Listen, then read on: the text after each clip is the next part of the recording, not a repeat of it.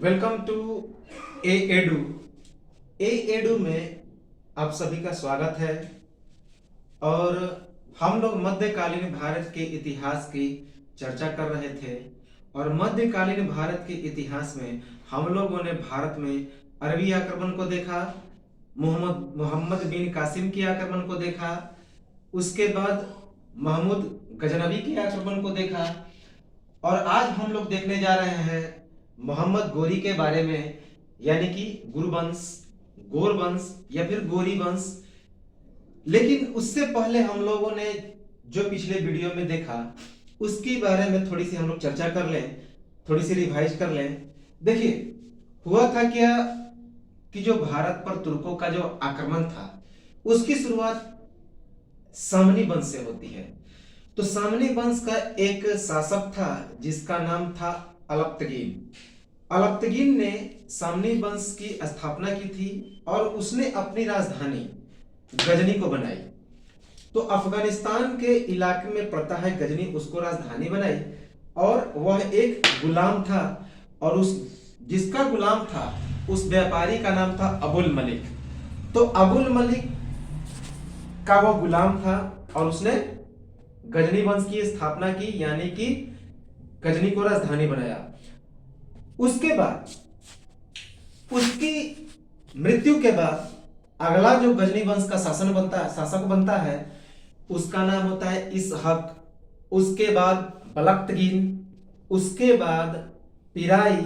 और पिराई जो था उसके शासन काल में सबसे पहले जयपाल भारत का जो आक्रमणकारी था उसने आक्रमण किया, लेकिन पिराई ने उसकी कोई विरोध नहीं की।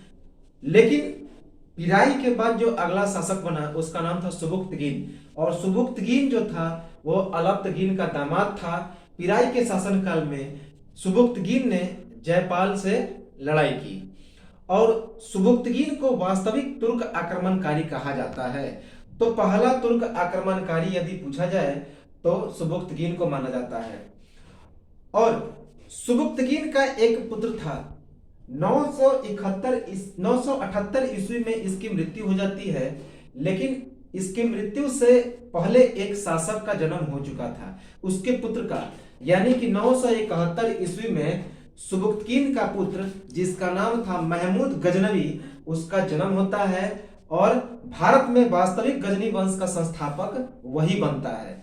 और 971 में जन्म के बाद 27 वर्ष की अवस्था में, यानी कि 978 ईस्वी में जब सुबुक्तगीन की मृत्यु होती है, तो 978 ईस्वी में ही महमूद गजनवी गजनी वंश का शासक बनता है। देखिए, गजनी वंश का नाम यहां से यामनी वंश भी पड़ा। इसलिए यामनी वंश पड़ा क्योंकि ये जो महमूद गजनवी था उसको कई उपाधियां मिली थी। इसने कई विजय को प्राप्त किया था।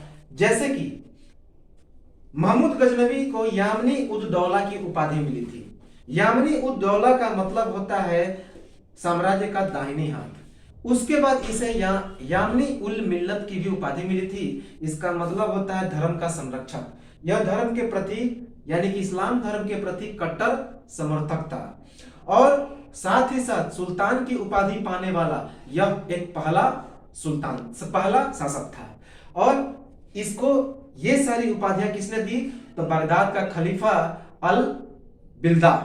तो अल बिल्ला ने इसे ये सारी उपाधियां प्रदान की। इसी कारण से जो गजनी वंश था उसका नाम यामनी वंश पड़ा। अब देखिए, 17 बार इसने भारत पर चढ़ाई किया।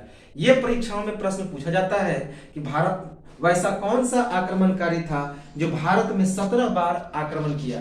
तो उसका नाम था महमूद गजनवी, जिसका सबसे जो महत्वपूर्ण आक्रमण था 1025 से 1026 के बीच, वो था गुजरात के सोमनाथ मंदिर की लूट, जहां पे उसने 20 लाख दिनार की लूट की थी। और उसमें सहायता 2 हिंदू सहायकों ने की थी, जिनका नाम था सेवंत राय और एक का नाम था तिलक।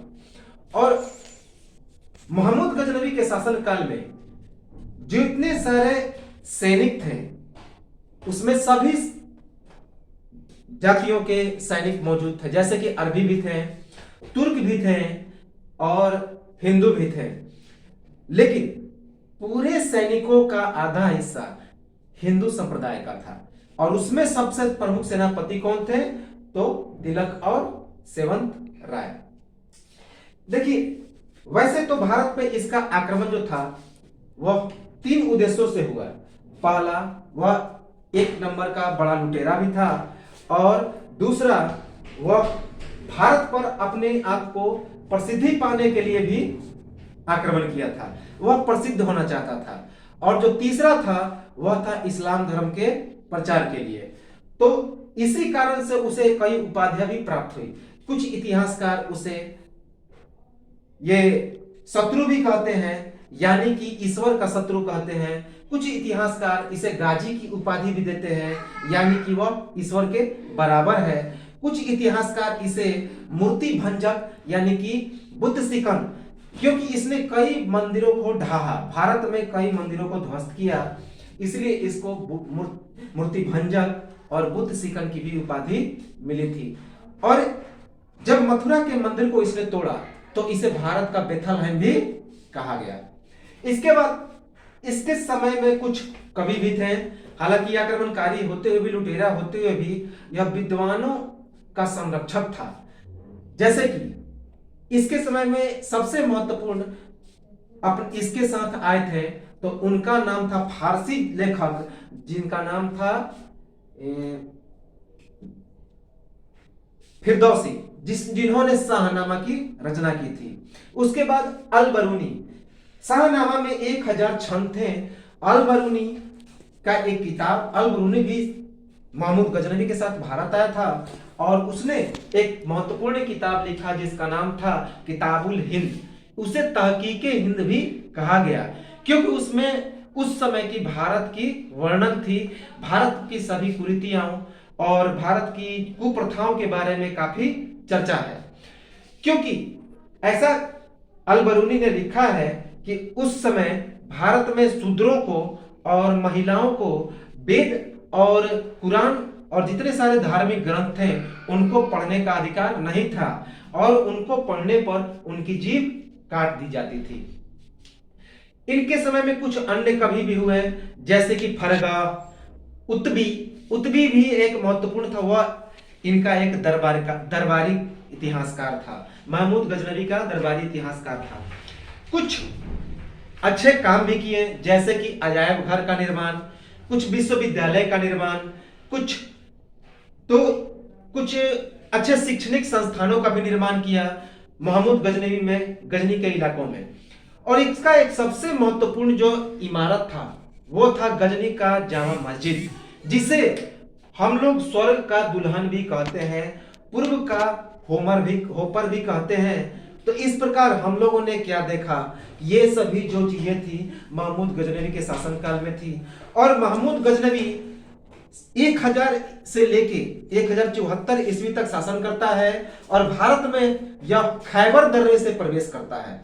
1001 ईस्वी में खैबर दर्रे से प्रवेश करता है, और इसका सबसे पहला आक्रमण पंजाब के सीमावर्ती इलाकों में राजा जयपाल सिंह के विरुद्ध होता है।